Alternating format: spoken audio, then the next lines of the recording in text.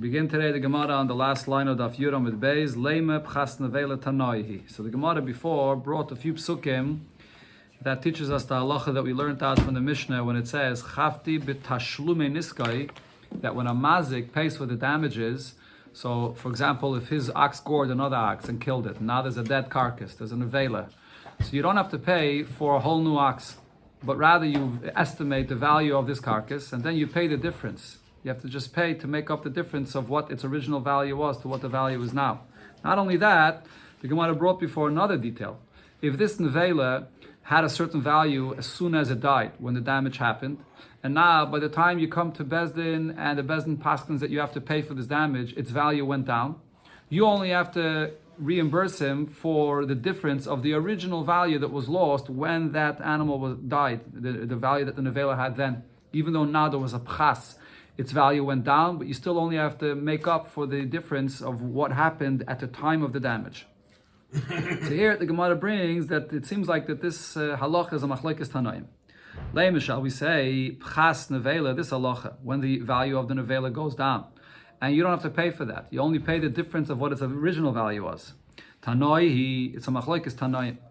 The Tanya, because in Abraisa we learned, the pasuk says, and this is a pasuk that was quoted here before, and this is in the case of a shemus sachar that's guarding an animal, and then that animal was attacked and was killed. So in Tarif, if the animal was attacked, Yiviyeyu aid, you have to bring witnesses to prove that this is what happened. That's what the pasuk says. So what does this mean, Yiviyeyu aid? We're on Daf Yud Aleph. First, Yavi Eidim Shenitrifa, Be'ainis. So the simple pshat over here is that you have to bring witnesses that this animal was attacked by an einus that happened, something that's out of your control, and then a potter, and then you're going to be potter. This is the halacha of a shemus sachar. Shemus sachar is only responsible for negligence, shia, or gneve, va'aveda, if it got stolen or got lost. But if it was attacked and it's something that was out of your control, then you potter. So the pasuk is saying, Yiviyeyu aid, bring an aid that it happened as an einus and you'll be potter. That's the Bava Kama's pshat in the pasuk. Abishal says there's a different pshat of the word Yiviyeyu aid. Yavi aduda lebezin. Bring the aduda. Aduda here means what was attacked, the actual animal, the nevela, the dead carcass. Bring it to the bezdin. In other words, he's saying you have to bring it to the bezdin to estimate what its value is, to see what exactly the damage was, what was its original value, and what its value has now. Says the Gemara, my love Bava Kama mifliki. Don't you think that they're arguing in the point that we said before? The Mar Sovar Pchas Nevela the Nizikave. That Abishol says that the Pchas of the Nevela, so that belongs to the Nizik. Again, the taich of Pchas Nevela here, when it says that the value of the Nevela went down, so who is the one that loses out from the fact that the value of the Nevela went down? The Nizikave. The Nizik is the one that loses out from this. Mar Sovar, the Mazikave. Then the Bava Kama says that the Mazik is the one that loses out on this. So what's the Gemara saying over here? What the Gemara is saying is that the fact that you're able to pay with this nevela, in other words, the fact that you can go and tell the person, the owner of this animal, that I'm not paying you a full new animal. You have here the nevela. This nevela itself has certain value. I'm only making up the difference. I'm going to pay you. First estimate the damage, the value of the nevela. Then I'll pay you the difference of from what it was originally. That nobody disagrees with, because the Gemara already brought before. If you would own a nevela yourself, if you have any garbage, you want to pay somebody, you can pay however you want. So over here, if there's a nevela that you damaged, there's this dead carcass, you can definitely tell the owner, keep it. And now I'm only going to pay you after we see the difference of the value. But what is the argument over here? The argument over here is this halacha of pchas nevela de nizik or pchas nevela de mazik. Who's the one that gains from this? Okay, so the taich of the Gemara is in the opposite that I said it before. Let me just read it again. Do you say mar sava pchas nevela de nizik? It's the nizik the one that gains from this, even though the value went down. The nizik says I'm only paying the difference from what it was originally when it was damaged. Even though now its value went down. Again? Okay, so again. Pchas nevela de nizik again means that the one that loses. Who's the one that loses out? The nizik is the one that loses out. Okay, so then I did say it right before. The nizik is the one that loses out from this. Umar Sovar, the Tanna Kama holds the mazik, that the mazik is the one that loses out from this. That if there's a pchas nevela, he's going to have to pay the difference not only from when the damage happened, but now, when you come to the Bezdin, and now it has a lower value, so now he's going to have to pay that difference. So therefore it comes out that this concept of Chas Nevele, that's l'chayre the machlekes over here. I mean, what was Abba Shaul saying when he says, bring the Aduda to the Bezdin? What he meant to say is, because Bezdin is going to have to evaluate what its value was at the time of the damage. The Tanna Kama disagrees. The Tanna Kama says, no, we look at the value that it has right now. Says the Gemara, no, that's not what the argument is. The Kula Almed the Nizik. Everybody agrees that the Pchas Nevela, the nizik is the one that gains from this, meaning again the nizik is the one that loses out from that from this. That is right, meaning that if the value went down from the time of the damage to the time of the din Torah, so who's the one that loses from the fact that the value went down? The nizik loses. The mazik says, I'm paying you and I'm reimbursing you according to what its value was at the time of the damage. The nizik loses out. So then what are they arguing about over here? Huh? Why do these guys have to lose? Okay, so that's the chiddush of the pasuk over here, that when you pay, you go according to the time of the actual damage. So the nizik had the option to take this nevela right away and use it and do with it whatever you want. If he left it there and he didn't use it right away, then he's the one that loses out, not the mazik. So what is the argument over here when they were arguing whether Abba Shaul says you have to bring this aduda, you bring the nevela to the bezin. What they're arguing about is the teirach of the nevela. What that means is, who is the one that has to bring and take the nevela from the place where it was damaged and bring it here to the nizik that he should be able to use it. Bring it to the bezin or bring it to the nizik that he should be able to use it. As the Gemara soon is going to say, let's say the nevela, this is an animal that fell into a pit. Yes, so it has a certain value, but it's inside a pit. Who is the one that has to schlep it out of the pit? That's the machlekes over here. So the Mars of Kamifli, that's what they're arguing about. So he has to pay the, if you say he could pay Subin, so he has to give it to him. Okay, so 1 second, let's see. The Gemara is going to address that. And the Gemara brings over here a source for this machlekes. V'hatanya, as we learned in the Braisa, Acherim Maimrim, that Acherim said, Minayin sha'al bala bar lahalis shem mibayre. If the damage was that an ox fell into a pit, and there's an avela there, it has certain value. Who's the one that has to schlep it out of the pit? So the Bala Bayr is the one. So the Tan over here, this Braisa says, it's the Bala Bayr that has to take it out. The owner of it, yeah. Actually, again, the owner of the pit, that is. The Mazik. The Mazik is the one that has to take it out, not the Bala Shayr himself. Talmud Loimar, the Pasuk says, Kesef Yoshiv Lobolov, that you have to give back the money to its owner, Vehames. Right, in the Pasuk there it says, Vahames Yeloi, Kesef Yoshiv Lobolov, Vehames. You have to give back the money, which means that the mace itself, the dead carcass that's there in the pit, when you're telling the Nizik that we're going to evaluate the difference, that includes also you have to be matriach to take the mace out of the pit to give it to him. You can't just tell him, you know what, you go and handle it yourself, take the dead carcass out of the pit, and then I'm going to pay the difference. You have to go and take it out of the pit for him. And that's what Abba Shaul was saying, Yovi Aduda Lebez. And that was the machlekes. The Tanna Kama said, no, you don't have to bring it to him. He has to take it out himself from the pit. Okay, so now the Gemara asks on this, hey Chidami, what is the case over here? If you're going to say the case is the bebeda, this nevela, when it's still there in the pit, shavi zuzah, it only has a value of 1 zuz. If you want to sell it to someone, so it would only have a value of 1 zuz because the buyer has to schlep it out of the pit.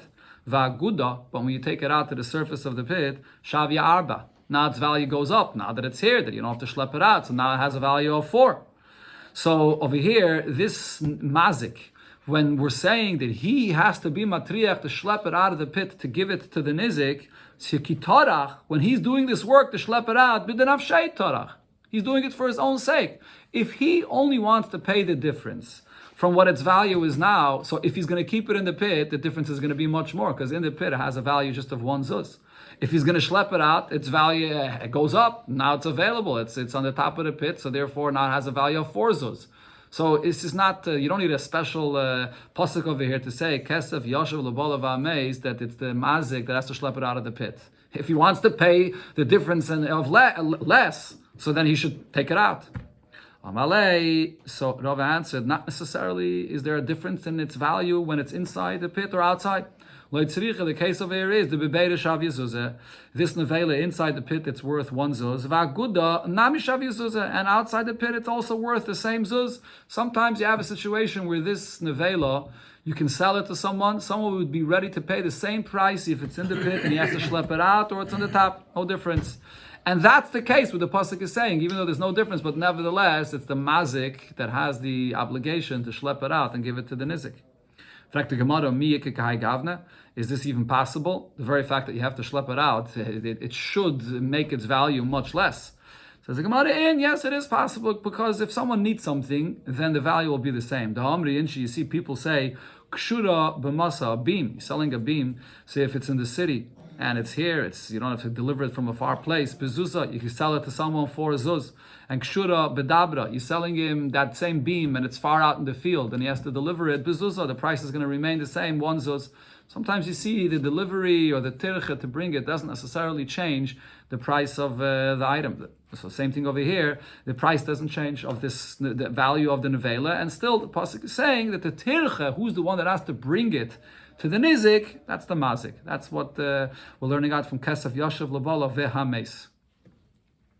Okay, so now the Gemara comes and says, do we take this halacha regarding a mazik and do we compare it to similar to other kinds of payments? So again, here we're talking about a mazik.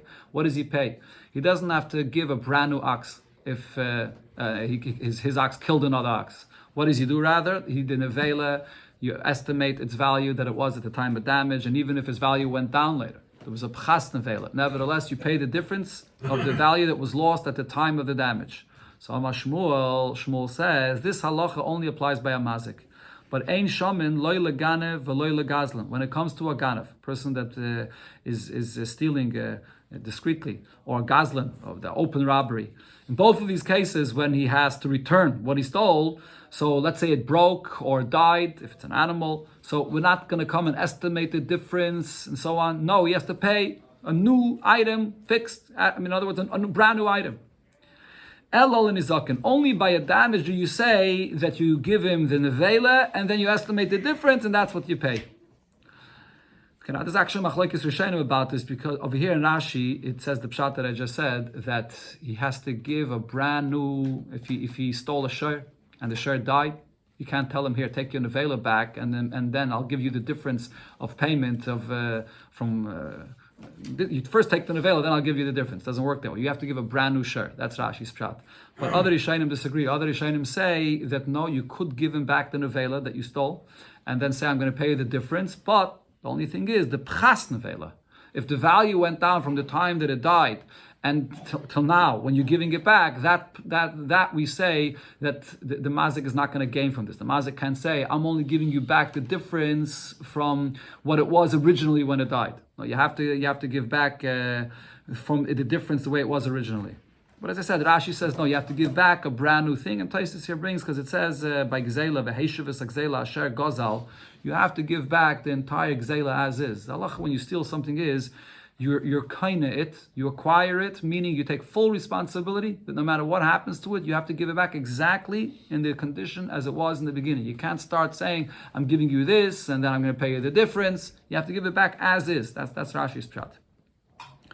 Then Shmuel added, Vani Omer af l'shoyel. And I say that the same applies to a person that borrows something, and Va'abba Maidali. And Abba, which refers to Rav, agrees to me.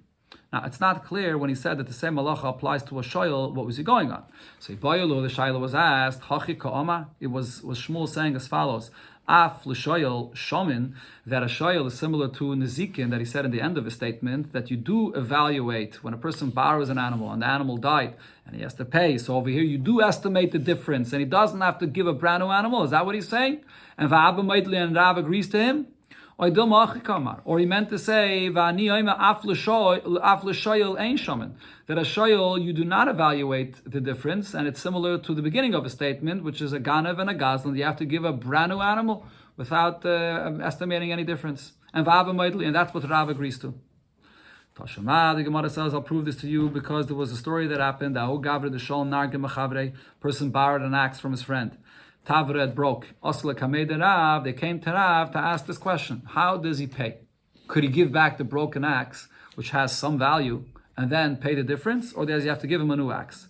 Amalei, Rav says, Zil Shlimle Nargim Alya. Go and pay him a new axe. So Shmam, we see over here that what's the pshat? Ain't shaman when it comes to borrowing. So it's like the case of a ganav and a gazlan. You have to pay back a new item. You can't start evaluating the difference. Says the Gemara, no, there's a continuation to that psaktin that Rav said. Adarab, on the contrary. There, after Rav paskin that, what happened? Midamri le Rav Kahana v'Ravasi le Rav. Rav Kahana and Ravasi then said to Rav, Dina hochi? Is this the halacha that you have to give him a new axe? You can give him the broken pieces of the old axe and just pray the difference. And Vishasik, and Rav was quiet. So Shmami, no, Shamin. From this we see that what Shmuel was saying, and Shmuel said that Rav agrees to him, Shmuel was saying that when it comes to a shoyel, it's similar to the din of Nizakin, that you give back the broken axe and you just estimate the difference. But the Rishonim say that the reason the Gemara had any boy about this, the Gemara knew this whole story, but the fact that Rav was quiet here is actually not so simple, because sometimes quiet could be a sign that you agree to what's being said to you, but sometimes quiet could just mean that you don't want to respond, but you don't agree. So therefore, the opinion of Rav itself wasn't so clear. We'll see in the continuation of the Gemara. It's not so clear exactly what Rav himself held. So Itmer, we learned about this, that Oma Ula, Oma Rabbalazar. You cannot do anything with the hack. It's like giving It has, it looks at some kind of value it has, though. It's a piece of metal, it has some, whatever value it has. Itmer, Omar Ula, Omar Rabbalazar. All is said in the name of Rabbalazar, Shomin, Leganev, Legazlan. That even by a Ganev and a Gazlan, you also estimate the difference of if what he stole got damaged or it got a died animal, let's say. So you do estimate the difference, even by a Ganev and a Gazlan. But a Papiyama ain't Shomin. Or by a Ganev and a Gazlan, you don't estimate the difference. You have to give back a brand new item. The Hilchased halach is ein shaman loy leganev loy legazlan. That by a ganev and a gazlan you do not estimate the difference. Avol l'shoyel shaman. But regarding a person that borrows something and it broke, so over there you do estimate the difference. And this is kid Rav Kahana v'Ravasi, like Rav Kahana and Ravasi said. So you see here in the Gemara doesn't say like Rav and Shmuel said, because regarding Rav and Shmuel it's not 100% clear. But like Rav Kahana and Ravasi said.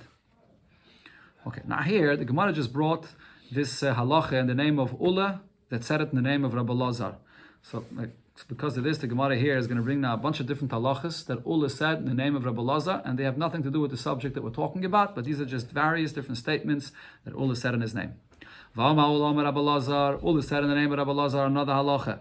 And here, before we learn the Gemara inside, just a few basic facts regarding the status of a woman after she gives birth. So there's the halacha of a woman giving birth that when she gives birth to a zachar, when she gives birth to an akeva. When she gives birth to an akeva, so there's the first 80 days, the halacha is that 80 days, the first 14 of those 80 days, she's tamei. Then after the 14th day, from the 15th day going forward, she's tahir. And even if she sees any blood, she's still tahir. That's by the birth of an akeva. By the birth of a zachar, there's 40 days. And for the first 7 of those 40 days, she's tamei. And then from the 8th day forward, the rest of the 40 days, whatever blood she sees, she's tahir. That's the halacha b'negei to a woman that gives birth, minat Torah. Okay, but now over here the case is shalya sheyatzasa. There is you don't see the birth of an actual baby or a fetus, but it's only a shalya. There's a sack where the baby is held in that came out. Now miktsasa b'yom rishon. Some of this shalya came out from the woman's body on one day. And then umiktsasa b'yom sheni, and some of it came out on the next day. So now we have to count these days over here to know the days that she's tamei and the days that she's tahir. So from which day do we count the birth here? So now it depends on the shalya itself is not really a birth, but this shalya has a baby inside of it. If you're going to say that when the shalya, when some of this sac came out of the woman's body on the first day, that it had most of the fetus in it, so then you have to count from the first day. But if you're going to say that it did not have most of the fetus in it, so then you have to count from the second day.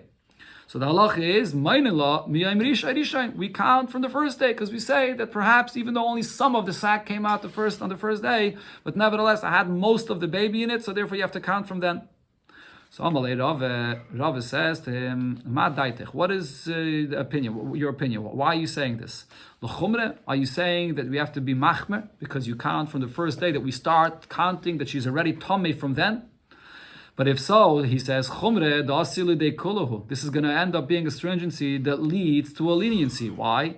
The kamitaris lamerisha, because then you're going to be mitayah her later on based on starting the count from the first day. As I mentioned, by a zachar you start the count from day 1 to day 7, and then day 8 she's already tahir, and by an akeva from day 15 she's tahir. So when you're counting day 8 or day 15, or actually over here you're going to have to start counting from day 15, because we don't know if it's a zachar or an akeva. So you'll have to be machmi. You start counting from day 15. So how do you know what's day 15? So if you're starting to count the Tumah from the first day, you're going to end up counting from the 15th day from the first day. Maybe you have to count the Tara of the 15th day should only begin from the second day.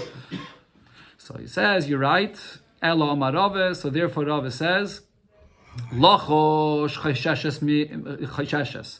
To be concerned that she's tomei, so that tomei we are concerned from the first day when a little bit of this sack came out.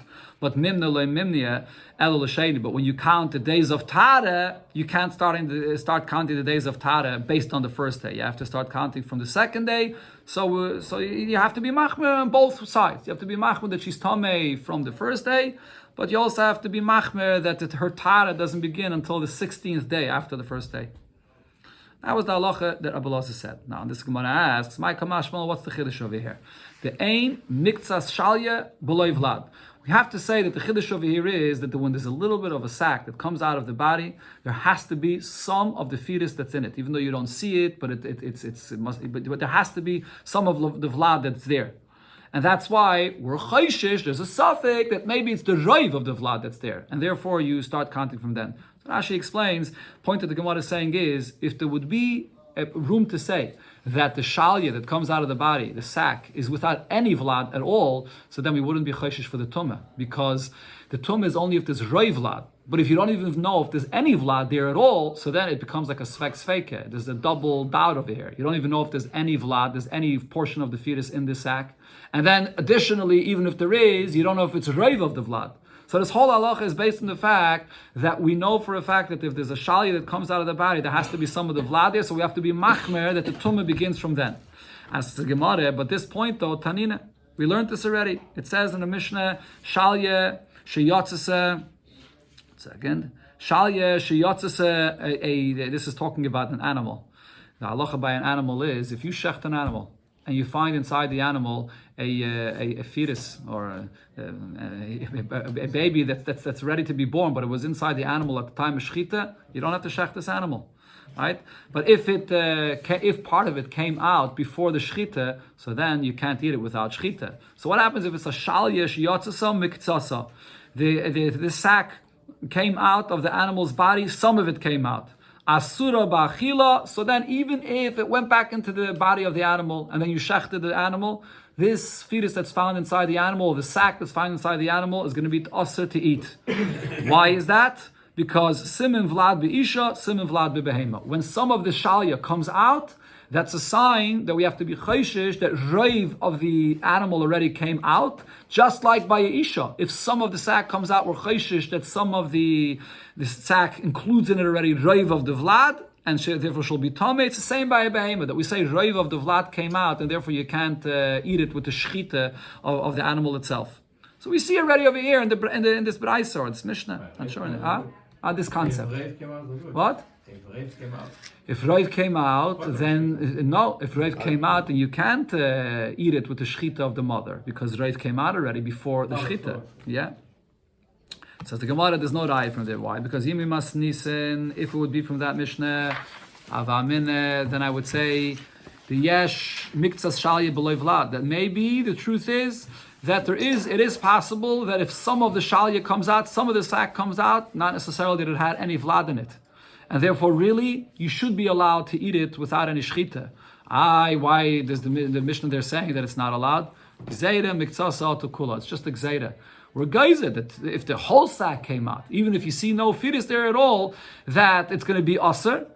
So too, when some of it comes out, we don't want us to confuse it too, so we're going to say that it's Asar as well. But it's just a Gzeira Midrabanan, and maybe that Gzeira Midrabanan is only over there regarding the animal. But over here, regarding the tumah of a woman, there's no reason to make such a Gzeira, because over here, what's the discussion? The question is whether you begin the tumah on the first day or on the next day. So we for sure see that even although only some of the Shalia came out, but the tumah definitely begins on the next day. So we know that this Shalia has in it the Vlad.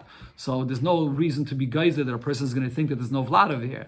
So therefore over here, maybe we would not be geyser. So Kamash Malon, that's why Rabbi Lazar comes and says that when some of the Shalia, some of the sack comes out, we're chayshish that it has in it the Reiv of the Vlad, and therefore you have to begin the Tumah right from that day and not from the next day. Another subject, Vama Ula, Amar Rabbi Lazar, Ula said a halach in the name of Rabbi Lazar, B'chayr shenitraf. B'chayr, and we're talking about a human being. It's a b'chayr. So when do we do pidyon haben? We wait until 30 days to make sure that he's not a neifel, that he's actually a viable child. So what happens if this b'chayr didn't die within 30 days, but nitraf, he was attacked and he was killed within 30 days? B'tayich lamet, yain. Ein pidyon isai, you don't have to do the mitzvah of pidyon haben. V'chein tani rami bar chame mitayich shenema. The pasuk says, Padei tifta, it says a double lashon, yet you should redeem the firstborn. Yachal, I would think that means afila nitra v'toich lamed yaim, even if he was attacked and killed within 30 days. Right? So if the person dies within 30 days, it shows he wasn't a viable child. So there's no mitzvah pidyon haben. But you would think if he was killed within 30 days, so how do you know he wasn't a viable child? He was just killed. So maybe the double lashon of the pasuk should say that you should have to do pidyon haben. Talmud loymar ach cholak, but the pasuk there says ach padiatifte, so that's a miyut that excludes and says that if he was killed before the 30 days came, you don't have to do pidyon haben. Another subject, all this said in the name of Rabbi Lazar, behema gasa, when you have large size animals, niknes b'mishicha, how do you acquire them? By pulling them towards you, by bringing them into your property. This is what he said, Rabbi Lazar said, but we learned in the Mishnah, and there it says b'misira, that you don't have to pull the whole animal into your property, but you just give over the reins of this animal, and that's enough to be kaina. And says the Gemara, Hu damaki haytane, Rabbi Lazar follows the Tana of this Braisa, the Tanya in the Braisa, it says, V'chachamim maimrim, the Chachamim say zu v'zu, whether it's small livestock or large livestock, either way, b'mishicha, you're kaina only with mishicha. But Rab Shimon says, zu v'zu ba'agba, that either one of them, you could be kaina with hagba, that you lift them up. How do you lift them up? You lift them up so even a very large animal. The Gemara there in Kedushin says if you have an elephant, how are you going to lift up an elephant? You put certain things on the ground that are elevated. You put and the elephant walks up on it. That's called akba. So you can be kainit. Okay, so over here in this Braisa, you see that there's another opinion that says that it doesn't have to be only mishicha. All this said in the name of Rabbi Lazar. Brothers that are dividing the possessions, that are dividing the inheritance. Masha alei and shaman, even the garments that they're wearing, that is also part of the inheritance that they got from their father's house. We have to evaluate that also as part of the inheritance. But umasha al b'nei and ub'neseyen, but what their children, the grandchildren, are wearing on their body, ain't shaman. That we don't have to evaluate. We don't embarrass the grandchildren to bring them to the bezdin and to evaluate what they're wearing. Rav Papa says, Pa'amim, sometimes, af mashalein ein shaman. Even what one of the brothers is wearing on his body, we will not evaluate that and divide it accordingly. And that is, mishkachas law, the case would be, begodel achi, when it's an older brother that is basically taking care of all the matters of the father's estate and all of his possessions. So all the brothers want him to be dressed like a mensch properly, so when he deals with people that he has to deal with in the business or in the estate, he should be dressed properly. So therefore, it's not you can't count that in the division because he's representing them, and therefore he has to be dressed properly for everyone. Another subject, all said in the name of Rabbi Lazar, Sheimer Shemasa l'Sheimer. If a Sheimer gives over, he's a Sheimer, he took something to guard it, and he gives over this job to someone else. You guard it in my place. So Pater, the first Sheimer, if something happens to it, the first Sheimer is going to be Pater, and the second Sheimer that now took his place will be Chayev. Now the Gemara explains when Rabbi Elazar said this. V'loi mi baye. Needless to say, shayme chinam. If the first shaymer was not getting paid, and he's only responsible for a pshia, for a negligence, shamas al shayme sachar, and he gives it over to someone else to guard in his place, and he's paying him for it. So over here, the second shaymer, his level of responsibility is much more. He's responsible even for Gneva and Aveda. The iluya alya l'shmirasai. So over here, he didn't downgrade the shmira. He upgraded the shmira to a higher level. So for sure, the first shaymer should not be responsible. By giving it to someone else, there's no negligence involved over here. He's giving it to someone else that's going to do a better shmira even than him. Even a shaymer that was paid and was hired, and he gives it over to someone else, and he's not paying the second person. So seemingly he downgraded the shmira.